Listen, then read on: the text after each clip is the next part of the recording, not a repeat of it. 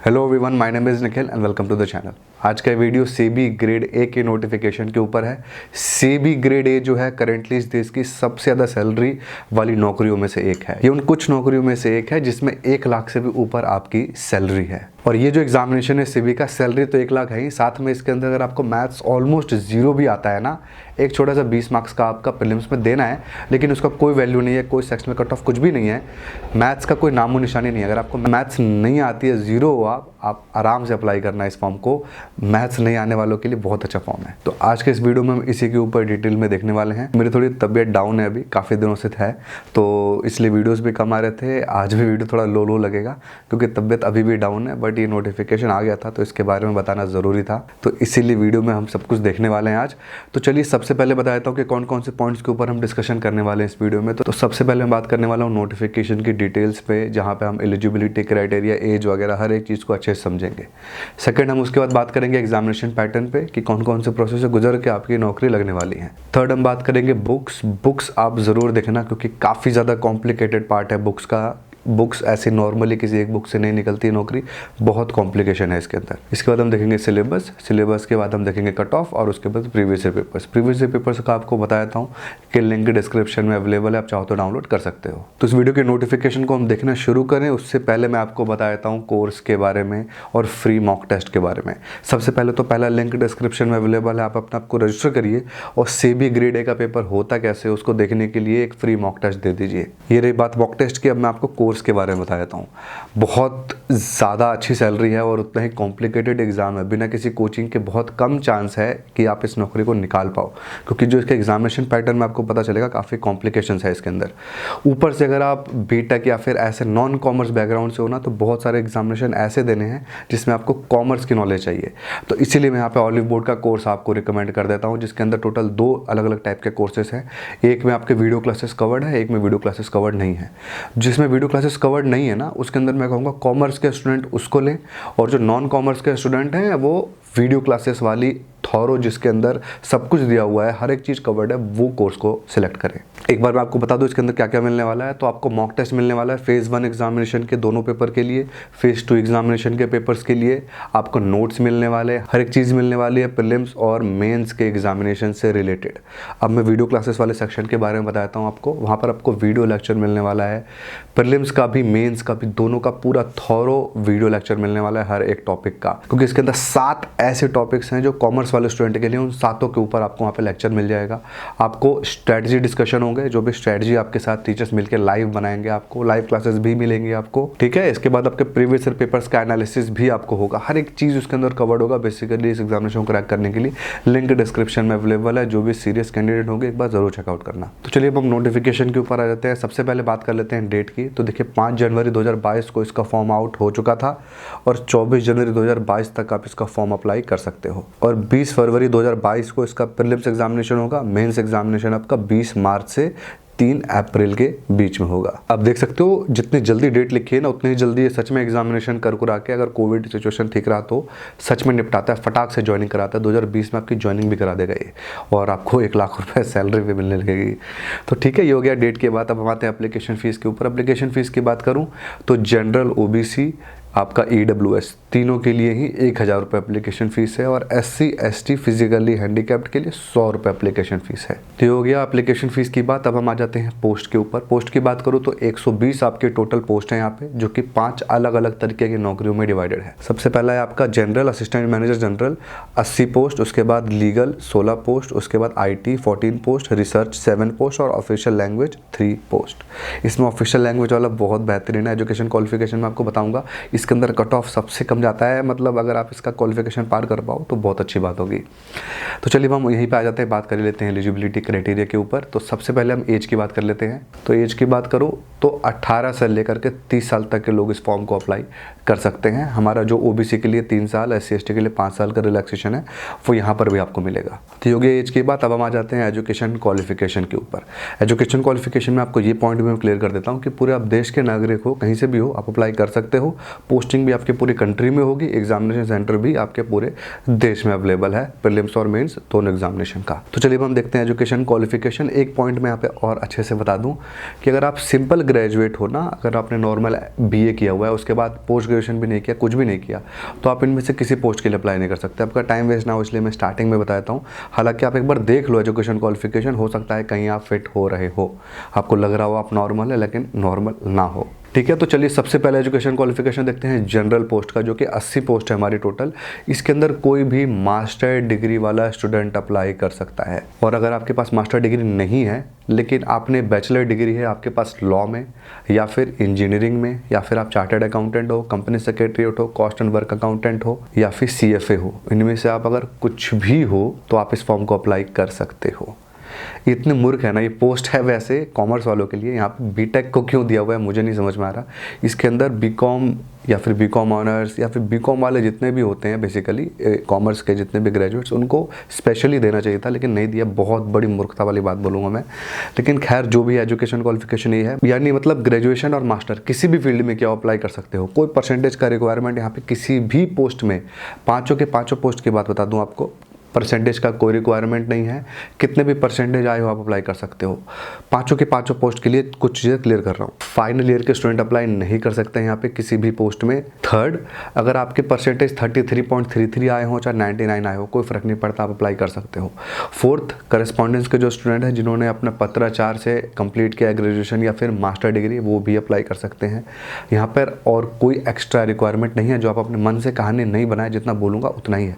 तो general post के लिए दोबारा रिपीट कर रहा हूँ, कोई भी मास्टर डिग्री अप्लाई कर सकता है। अगर मास्टर डिग्री नहीं है तो अगर आपने बीटेक किया है या फिर बी किया आप अप्लाई कर सकते हो, LLB किया है आप अप्लाई कर सकते हो, या फिर आप CA हो, CS हो, CWA हो, CFA हो, आप अप्लाई कर सकते हो। ये लोग अप्लाई कर सकते हैं। अब हम आ जाते हैं नेक्स्ट पोस्ट पे, जो कि है लीगल की पोस्ट। लीगल में कोई भी LLB वाला स्टूडेंट अप्लाई कर सकता है। मैंने फिर से बताता हूँ, फाइनल ईयर के नहीं कर सकते अप्लाई, और परसेंटेज या और कोई भी रिक्वायरमेंट नहीं है, आप अप्लाई कर सकते हो। अब नेक्स्ट पोस्ट पर जाते हैं। नेक्स्ट पोस्ट है हमारा IT की। इसका कट ऑफ काफ़ी हाई जाता है। इसके अंदर कोई भी बीटेक या BE अप्लाई कर सकता है, या फिर अगर आप BSc भी हो। कौन कौन से फील्ड के अंदर मैं बताने वाला हूँ। बीटेक, BSc हो या फिर BE हो, इलेक्ट्रॉनिक्स के अंदर, कंप्यूटर साइंस के अंदर, या फिर आपका इलेक्ट्रिकल एंड इलेक्ट्रॉनिक्स के अंदर, या फिर इलेक्ट्रॉनिक्स एंड कम्युनिकेशन के अंदर, या फिर इंफॉर्मेशन टेक्नोलॉजी के अंदर, या फिर कंप्यूटर साइंस के अंदर, तो आप अप्लाई कर सकते हो। यानी BSc कंप्यूटर साइंस भी अप्लाई कर सकता है और BCA भी अप्लाई कर सकता है इस पोस्ट के लिए।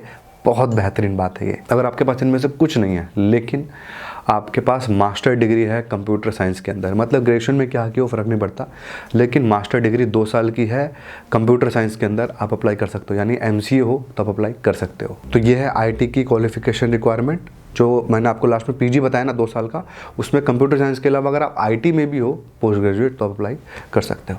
चलिए नेक्स्ट पोस्ट के ऊपर आते हैं। नेक्स्ट पोस्ट है हमारी रिसर्च की। इसके अंदर कोई भी पोस्ट ग्रेजुएट अप्लाई कर सकता है। किस फील्ड में? इकोनॉमिक्स में, कॉमर्स में, बिजनेस एडमिनिस्ट्रेशन में, फाइनेंस से मतलब स्पेसिफिकली होना चाहिए, या फिर इकोनोमेट्रिक्स के अंदर। ठीक है, ये आपका हो सकता है। जो बिजनेस मैनेजमेंट वाला है यानी MBA जो है वो भी अप्लाई कर सकते हैं, लेकिन MBA फाइनेंस वाले। अब हम आ जाते हैं नेक्स्ट पोस्ट के ऊपर, जिसका नाम है ऑफिशियल लैंग्वेज। इसको राजभाषा अधिकारी भी कहा जाता है। इसका क्वालिफिकेशन ध्यान से सुनिएगा, कंफ्यूज मत होइएगा। कोई भी स्टूडेंट जिसकी मास्टर डिग्री है हिंदी में, यानी MA हिंदी हो, लेकिन ग्रेजुएशन में आपका इंग्लिश एक सब्जेक्ट था, तो आप अप्लाई कर सकते हो। कोई परसेंटेज का रिक्वायरमेंट नहीं, कुछ भी नहीं। सेकंड के अंदर आते हैं। अगर आपके पास मास्टर डिग्री है इंग्लिश के अंदर, संस्कृत के अंदर, इकोनॉमिक्स के अंदर, या कॉमर्स के किसी फील्ड के अंदर मास्टर डिग्री आपके पास है और ग्रेजुएशन में आपके हिंदी एक सब्जेक्ट था, तो भी आप अप्लाई कर सकते हो। समझ रहे हो ना, दोनों एक दूसरे के रिवर्स हैं दोनों क्वालिफिकेशन। मैंने आपको बताया इनमें से कुछ भी आप हो तो आप अप्लाई कर सकते हो बिना किसी परसेंटेज रिक्वायरमेंट के। फाइनल ईयर के लोग अप्लाई नहीं कर सकते हैं। तो ये हो गया सारा एजुकेशन क्वालिफिकेशन। अगर आप यहाँ तक वीडियो पे टिके हुए हो, इसका मतलब आप अप्लाई कर सकते हो सेबी के लिए। तो मैं ये कहूँगा कॉन्ग्रेचुलेशंस, क्योंकि बहुत ही बेहतरीन नौकरी है। बहुत ही नॉर्मल कट ऑफ जाता है आपका। SBI PO से कम मेहनत में आप ये नौकरी पा सकते हो। तो मैं डेफिनेटली कहूँगा पूरी की पूरी जान लगा देना सेबी के अंदर। तो ये होगी सारी नोटिफिकेशन की डिटेल्स। अब हम आ जाते हैं एग्जामिनेशन पैटर्न के ऊपर कि आखिर कौन कौन से प्रोसेस से गुजर के आपकी नौकरी लगने वाली है। सबसे पहले होगा आपका प्रीलिम्स एग्जामिनेशन। ये छांटने के लिए होगा, मेरिट लिस्ट में इसका कोई लेना देना नहीं होता है। जो प्रीलिम्स को पास कर जाएगा वो आएगा मेंस एग्जामिनेशन के अंदर, जिसके अंदर इसमें फेज़ 1 कहा जाता है और मेंस को कहा जाता है फेज़ 2 एग्जामिनेशन। जो फेज़ 2 को पास कर जाएगा वो आएगा इंटरव्यू के अंदर। जो इंटरव्यू पास करेगा वो उसकी फाइनल सिलेक्शन हो जाएगी, मतलब मेरिट लिस्ट में नाम आया तो। इसके अंदर इंटरव्यू का बहुत इंपॉर्टेंस नहीं है, सब कुछ फेज़ 2 ही है इसके अंदर। ठीक है। तो चलिए एग्जामिनेशन पैटर्न देखना स्टार्ट करते हैं फेज़ 1 का। सबसे पहले तो फेज़ 1 में आपके टोटल 2 पेपर होने वाले हैं। सबसे पहला आपका पेपर होगा जनरल टॉपिक्स का, इसके अंदर टोटल आपके 4 पेपर होंगे। सबसे पहला पेपर होगा जनरल अवेयरनेस का, उसके बाद आपका इंग्लिश का, उसके बाद क्वांट का, फिर रीजनिंग का। चारों सेक्शन में आपके 20-20 क्वेश्चन होंगे, हर एक सेक्शन 25-25 मार्क्स का है, तो टोटल 80 क्वेश्चन हो गया 100 मार्क्स का, जिसको सॉल्व करने के लिए मिलेगा आपको 60 मिनट। यहाँ पे कोई सेक्शनल टाइमिंग नहीं होगी, सेक्शनल कट ऑफ भी नहीं निकलेगा, आपका ओवरऑल पेपर मिलेगा, पेपर देना है, पास होना है, और यहाँ पे 1/4 आपके नेगेटिव मार्किंग भी है। ठीक है, आपको समझ में आया। क्वांट का आपको समझ में आ रहा होगा। अगर आपका मैथ 0 है, आपको मैथ्स आता ही नहीं है, आपकी फॉर्म अगर आप एलिजिबल हो ना, तो यहाँ पर मैं आपको बता दिया मैथ भी 0 है, कोई फ़र्क नहीं पड़ता। क्वांट में 0 भी आप लेके आ जाओ, 80 में से आप बस पास होना है आपको, आगे तो कहीं मैथ का पेपर ही नहीं है। तो मैथ्स जिसको नहीं आता उसके लिए तो बहुत अच्छी बात है ये। तो आपने देखा फेज़ 1 पेपर 1। अब हम आते हैं फेज़ 2 पेपर 2 के अंदर, जो सारा माजरा ही इसके अंदर है पेपर 2 के अंदर। तो देखिए आपके टोटल 7 पेपर होने वाले हैं। 7 पेपर होंगे आपके commerce, accounts, management, finance, cost, companies act, economics के अंदर। डरने वाली बात नहीं है, 7 पेपर बेसिकली नहीं है ये। इस 7 डिफरेंट टॉपिक से क्वेश्चन आएंगे, 50 क्वेश्चन आएंगे। एक क्वेश्चन 2 मार्क्स का होगा, 100 मार्क्स का आपका टोटली पेपर होगा। ठीक है, इसके अंदर भी आपकी 1/4 की नेगेटिव मार्किंग होगी। तो 85 क्वेश्चन आएगा, 7 अलग अलग टॉपिक भले हैं, लेकिन ये वाला जो आपका पेपर होगा थोड़ा ऊपर से आएगा, बहुत कुछ इन डेप्थ नहीं आने वाला है। तो ये हो गया हमारा प्रीलिम्स एग्जामिनेशन का खत्म, यानी फेज़ 1 का खत्म। जो इसको पास कर जाएगा वो आएगा फेज़ 2 में। फेज़ 2 में सबसे पहला आपका पेपर होगा इंग्लिश का। एक इंग्लिश में जो आपका टोटल 100 मार्क्स का पेपर होगा, 2 से 3 क्वेश्चन आते हैं इसके अंदर, 1 घंटा आपको सॉल्व करने के लिए मिलता है, 60 मिनट। कट ऑफ आप देख रहे होगे 30% है। वो बेसिकली ऐसा होता है कि मिनिमम जो है इतना आपको लेकर के आना ही है, वरना आपको गिनती में नहीं रखेंगे, चेक ही नहीं करेंगे आगे पेपर। तो जो पेपर 1 है इंग्लिश का, ये 5 पोस्ट में कंपलसरी है देना, आपको देना ही देना है। अब हम आ जाते हैं पेपर 2 के अंदर। पेपर 2 में ना 5 पोस्ट के अंदर अलग अलग पेपर होने वाले हैं। सबसे पहले बात करते हैं जनरल के लिए। जनरल के लिए बात करें तो इसके अंदर आपका मल्टीपल चॉइस क्वेश्चन आएंगे, किसके अंदर, कॉमर्स के अंदर, अकाउंट्स के अंदर, management, finance, costing, companies act and economics के अंदर। टोटल आपके 100 मार्क्स का पेपर होगा, ये 40 मिनट मिलेगा आपको सॉल्व करने के लिए। तो ये देख लिया हमने जनरल वाली पोस्ट का। अब हम आ जाते हैं लीगल एंड ऑफिशियल लैंग्वेज वाली पोस्ट। लीगल और ऑफिशियल लैंग्वेज वाली पोस्ट का होगा, जो आपका सिलेबस आपने पढ़ा होगा ना अपने ग्रेजुएशन या फिर पोस्ट ग्रेजुएशन में, वही आपका पेपर आएगा 100 मार्क्स का टोटल। ठीक है, इसके बाद आप आ जाते हैं रिसर्च स्ट्रीम के ऊपर। रिसर्च स्ट्रीम वाले के अंदर आपका पेपर होगा economics, econometrics, stats, finance and commerce के अंदर। ये सारे मिला करके आपका एक पेपर होगा 100 मार्क्स का, जिसको सॉल्व करने के लिए मिलेगा आपको 40 मिनट। ठीक है, अब तक जितने भी पेपर हैं हमारे सारे 40 मिनट ही मिल रहे हैं सब में। अब लास्ट में आपका देखते हैं आईटी का। आईटी वालों का कोडिंग का टेस्ट होगा, जिसमें C++, जावा और पाइथन के टेस्ट होंगे। 100 मार्क्स का पेपर होगा, लेकिन सॉल्व करने के लिए मिलेगा आपको 180 मिनट। ठीक है, आपको समझ में आया। तो ये आपका टोटल पेपर देना पड़ेगा। इसके अंदर एक चीज़ और बता दूं, सब में नेगेटिव मार्किंग भी है 1/4, बस बीटेक वालों का छोड़ के। जो जावा का टेस्ट जो आपका होगा, बेसिकली लैंग्वेज करता है जावा, C++, पाइथन, किसी का भी आपका होगा, उसके अंदर नेगेटिव मार्किंग नहीं है, बिना नेगेटिव मार्किंग के। तो मैं आपको बताया था ना, जिसका मैथ्स वीक है, मैथ्स आता ही नहीं है, आपने बीटेक कर ली जैसे तैसे, लेकिन आप प्रीलिम्स का पेपर पास करोगे जिसके अंदर मैथ के कोई खास नॉलेज की ज़रूरत नहीं है, उसके बाद मेंस में मैथ्स है ही नहीं, तो उसके अंदर किसी भी मैथ्स नहीं है वैसे पढ़ने के लिए, तो नॉन मैथ्स वाले के लिए बहुत अच्छी नौकरी है ये। तो हमने देख लिया एग्जामिनेशन पैटर्न सारा का सारा। एक बार थोड़ा सा जॉब प्रोफाइल में आ जाते हैं, आपको जॉब के बारे में थोड़ा सा बता देता हूँ। जो नौकरी है बेसिकली सेबी यानी security exchange board of India, ये बेसिकली रेगुलेटरी अथॉरिटी है किसकी, स्टॉक मार्केट की। तो जितने भी आपको दिखते होंगे, जितने भी ट्रेडर्स हो, चाहे इंट्राडे करते हो, F&O करते हो, कुछ भी करते हो, डेरिवेटिव्स कुछ भी करते हो, सारा का सारा रेगुलेट करता है यही सेबी। आप क्लास 1 अफसर होगे उस डिपार्टमेंट की, तो ग्रेड A से स्टार्ट करोगे, ABCDEF तक जाता है, आप एग्जीक्यूटिव डायरेक्टर तक बन सकते हो। यहाँ पे सैलरी की बात करूँ तो ग्रेड A की सैलरी अगर आप HRA ले लेते हो तो 1,15,000 रुपये यहाँ पे आपको सैलरी मिलेगी, और अगर आप HRA नहीं लेते हो तो आप 80 से 85,000, 80-85,000 के आसपास आपकी सैलरी होगी यहाँ पे। और इसके बाद भी आपको बहुत ज़्यादा पर्क्स मिलने वाले हैं, मतलब बहुत ही बेहतरीन नौकरी है, इसमें कोई डाउट नहीं है। आपको लेके चलिए, आप स्टेट बैंक PO से ऊपर की नौकरी है ये। RBI की जो हमारी ग्रेड A ग्रेड B की निकलती है नौकरी, उसके टक्कर की नौकरी है। और एक पॉइंट और आपको बताता हूँ कि जितनी भी आपको नौकरी करोगे, आप अच्छे शहरों में ही रहोगे, बड़े बड़े शहरों में ही रहोगे पूरे के पूरे देश में, जहाँ भी पोस्टिंग होगी, कहीं गाँव वगैरह की पोस्टिंग नहीं होगी, तो आपकी फैमिली लाइफ भी अच्छी रहेगी, बच्चों के लिए भी एजुकेशन आपको अच्छा मिलता रहेगा। तो चलिए देख लिया हमने जॉब की डिटेल्स। अब हम आ जाते हैं किताबों के ऊपर, बुक्स के ऊपर। देखिए बुक्स की बात करूँ ना, तो कोई एक किताब नहीं आप है मार्केट में जिससे आप क्रैक कर सकते हो। इसका मैं बहुत बड़ा वैसे स्कोप है, कोई भी कंपनी बना सकती है। फेज़ 1 का पेपर 2 के लिए भी एक कंबाइंड बुक मार्केट में अवेलेबल नहीं है। किसी भी सिंगल बुक को आप मत परचेस करिएगा, सारे की सारी किताबें बेकार हैं, किसी भी किताब में कवर्ड नहीं है इसका फुल सिलेबस। ठीक है, कैसे पढ़ना है मैं बताता हूँ। देखिए फेज़ 1 पेपर 1 के लिए जो 4 हमारे है इंग्लिश, रीजनिंग वगैरह, आपको देखिए रिपीट क्या ही करूँ मैं, जल्दी जल्दी आपको बता देता हूँ इसके ऊपर। इंग्लिश के लिए एसेंशियल इंग्लिश परचेस कर लीजिए, बहुत अच्छी किताब है, आपका काम चल जाएगा।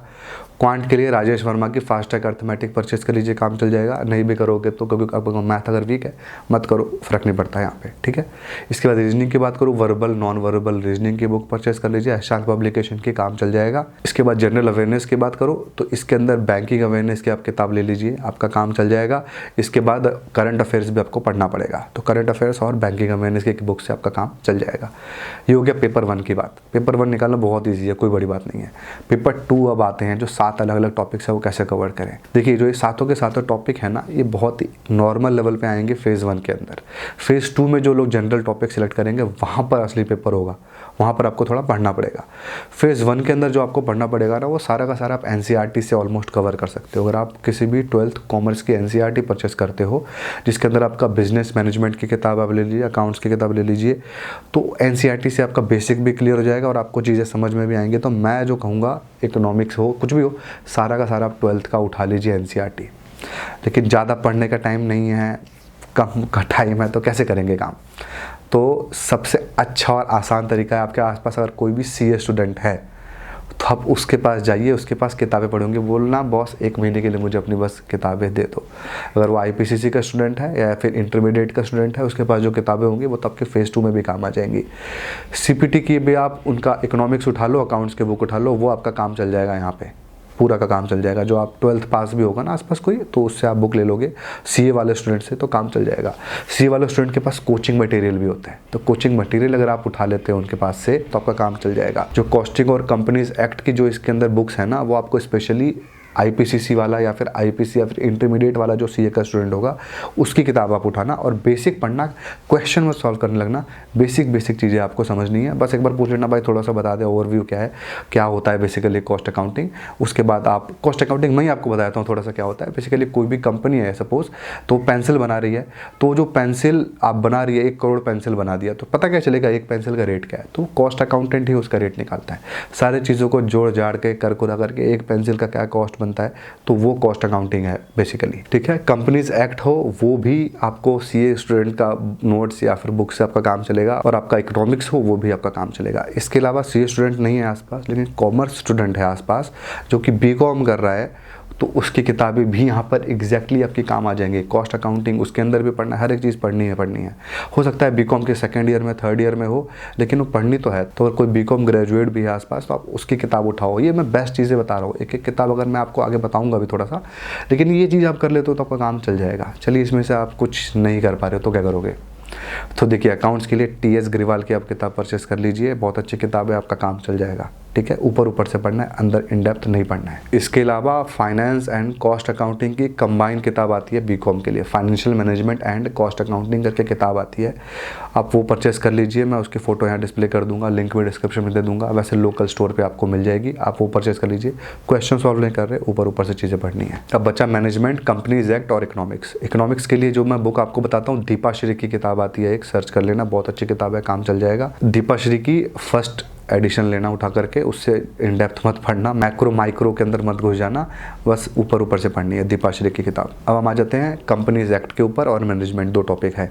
तो कंपनीज एक्ट जो है वो आपको मैं पीडीएफ भी दे दूंगा, वहाँ से आप पढ़ सकते हो कंपनीज एक्ट। कंपनीज एक्ट जो आपका होगा सीए स्टूडेंट से पढ़ सकते हो, आपका ये कॉमर्स स्टूडेंट से पढ़ सकते हो, वरना बहुत पैसे हैं, जाइए कंपनीज एक्ट की किताब ले लीजिए, पतली सी कंपनीज एक्ट ब्रीफ, पतली सी किताब आएगी, वो पतली सी किताब लेना, पूरा कंपनीज एक्ट मत ले लेना। ठीक है, इसके बाद हमारा मैनेजमेंट की जो किताब है वो अगेन बीकॉम फर्स्ट ईयर के परचेस कर लीजिए, वरना 12th के भी जो लोग होंगे कॉमर्स के, उनके पास भी 12th के एनसीईआरटी में भी बॉम्ब वाला टॉपिक है, वो आप पढ़ सकते हो। वो बेसिकली आपका ये कवर कर लेगा मैनेजमेंट का टॉपिक। तो ये हो गया सारा का सारा बुक्स की बातें, पता था मैंने कॉम्प्लिकेटेड है। और अगर आप फेज़ 2 की बात करोगे ना, तो जो मैंने आपको बीकॉम वाली किताबें बताई हैं, सीए वाली किताबें बताई हैं, वो फेज़ 2 में भी काम आएगा। बहुत अच्छी किताबें हैं सारी की सारी, और जो बुक्स भी मैंने आपको परचेस करने के लिए बोला है, वो भी किताबें आपको अच्छी से काम आएंगी। तो हमने देख लिया बुक्स, अब बात करता हूँ सिलेबस की। सिलेबस की बात करूँगा नहीं। क्यों नहीं करूँगा, मैं आपको डिस्प्ले कर दूँगा थोड़ा सा भले पिक्चर्स, तो मैं बोल भी रहा हूँ और आप फोटोज़ भी देखते रहना। आपका इंग्लिश हो, क्वांट हो, रीजनिंग हो या फिर कोई भी टॉपिक हो, सबका सिलेबस जो हमारा किसी भी एग्जामिनेशन में होता है वही होता है। चारों के चारों आपको स्क्रीन पर डिस्प्ले कर दूँगा, आप स्क्रीनशॉट ले लेना। क्यों ऐसा कर रहा हूँ, क्योंकि ये चारों टॉपिक्स इतने इंपॉर्टेंट नहीं है। पेपर 2 के अंदर आ जाते हैं सिलेबस। पेपर 2 का जो सिलेबस है वो थोड़ा सा इन डेप्थ है फेज़ 1 के अंदर। इसको मैं थोड़ा सा आपको दिखा देता हूँ, ठीक है। सबसे पहले अकाउंटेंसी की बात कर लेते हैं। अकाउंटेंसी की बात करें तो फाइनेंशियल इंफॉर्मेशन सिस्टम है। स्क्रीन पे ध्यान ज़्यादा देना, बोल रहा हूँ वो थोड़ा सा मिस कर करके बोलूँगा, इंपॉर्टेंट चीज़ें बताऊँगा। उसके बाद आपका अकाउंटिंग स्टैंडर्ड्स आपको पढ़ने हैं सारे के सारे, जिसमें आपका डेप्रिसिएशन, फिक्स्ड एसेट जो भी है सारी की सारी चीज़ें आपको पढ़नी है। उसके बाद आपको कैश फ्लो स्टेटमेंट पढ़ना है। उसके बाद आपको अकाउंट्स ऑफ शेयर कैपिटल पढ़ना है, एम्प्लॉय स्टॉक ऑप्शन पढ़ना है। उसके बाद आपको preparation and presentation of company final accounts भी पढ़ना है, ठीक है। ये हो गया अकाउंट्स का सिलेबस, बहुत बेसिक बोलते हैं इसको, बहुत कुछ हाई लेवल नहीं है, 12th का सिलेबस है।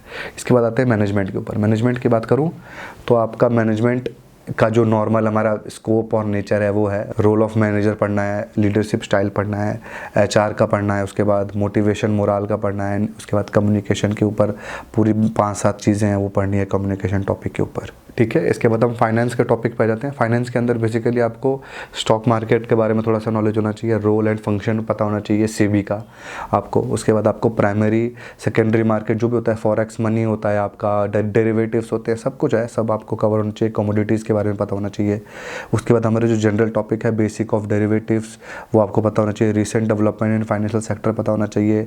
जीएसटी के बारे में पता होना चाहिए। स्टॉक मार्केट के ऊपर कैसे क्या लगता है उसके ऊपर पता होना चाहिए। डायरेक्ट इनडायरेक्ट एक्सेस, उसके बारे में थोड़ी चीज़ आएंगी, ये इंपॉर्टेंट टॉपिक है। उसके बाद आते हैं कॉस्टिंग के ऊपर। कॉस्टिंग की बात करूँ तो कॉस्ट अकाउंटिंग का बेसिक आपका आएगा। उसके बाद आपका मेथड्स ऑफ कॉस्टिंग आएगा। उसके बाद आपका basic concept of cost control आएगा, लीन सिस्टम आएगा। इस टाइप के आपके टॉपिक्स आएंगे इसके अंदर, ठीक है। इसके बाद आते हैं कंपनीज एक्ट। कंपनीज एक्ट 2013 वाला है, तो 2013 वाला ही आपका कंपनीज एक्ट पढ़ना है बस। इकोनॉमिक्स की बात करूँ, इकोनॉमिक्स में आपको डिमांड सप्लाई आपको पढ़ना है। इसके बाद आपको जितने भी कंजप्शन होते हैं, जितने भी मनी के बारे में होता है, इन्फ्लेशन के बारे में होता है, बिजनेस साइकिल्स होते हैं, कर्व्स होते हैं, सारी चीज़ें आपको यहाँ पर पढ़नी पड़ेंगी। आपको फॉरेक्स एक्सचेंज मार्केट के बारे में पढ़ना पड़ेगा, इन्फ्लेशन के बारे में, मॉनेटरी, फिजिकल, कुल मिला करके थोड़ा सा पढ़ना पड़ेगा। ऐसे हल्के में नहीं है ये पेपर, ऐसे ही 1 लाख 1.25 लाख सैलरी नहीं है, और ऐसे कट ऑफ भी इसका कम नहीं जाता है। तो ये हमने बात कर ली सिलेबस की, हम आ जाते हैं कट ऑफ के ऊपर भी। तो आपका जो कट ऑफ है बेसिकली इसके अंदर याद रखिएगा, क्वेश्चन 80 है इसके अंदर, और आपके 100 मार्क्स से 100 क्वेश्चन मत कंपैरिजन करिएगा, इसलिए यहाँ पे कट ऑफ थोड़ा सा हाई भी आएगा। तो आप 60 कट ऑफ लेके चलिए, आपका जाने वाला है जनरल वाले पोस्ट के लिए।